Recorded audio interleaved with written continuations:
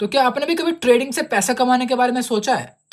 मैं आपको ट्रेडिंग का बेसिक कॉन्सेप्ट बता देता हूँ क्योंकि ट्रेडिंग से पैसा तो सब कमाना चाहते हैं लेकिन उनको बेसिक ही नहीं पता। तो बेसिकली हम ट्रेडिंग को कहते हैं किसी भी स्टॉक को लो पे खरीद के हाई पे सेल करना। भाई ट्रेडिंग के मुख्यतम दो ही गोल होते हैं। पहला ट्रेडिंग करना क्या मतलब होता है, शॉर्ट टर्म बाय या सेल करना, शॉर्ट टर्म या long term it's totally depend on you. And हमारा इसमें गोल क्या होता है, डेली प्रॉफिट या वीकली प्रॉफिट। ओवरऑल हमारा गोल यही होता है कि हम इसमें अपना प्रॉफिट बना सके। अभी बेसिकली तीन टाइप के होते हैं, इंट्राडे, स्विंग और ऑप्शन। इंट्राडे, इसमें आपको नाम से ही पता लग रहा हो कि मतलब एक दिन के अंदर ही आपको सेल और बाय दोनों करना होता है, वो इंट्राडे में आ जाता है। स्विंग में क्या आता है, जो जिसमें थोड़ा सा टाइम लेते हैं, कुछ दिनों का या कुछ हफ्तों का, वो स्विंग में आता है। ऑप्शन ये काफी ज्यादा रिस्की होता है बट इसमें भी काफी अच्छा प्रॉफिट बनता है। इसके बारे में हम बाद में बात करेंगे।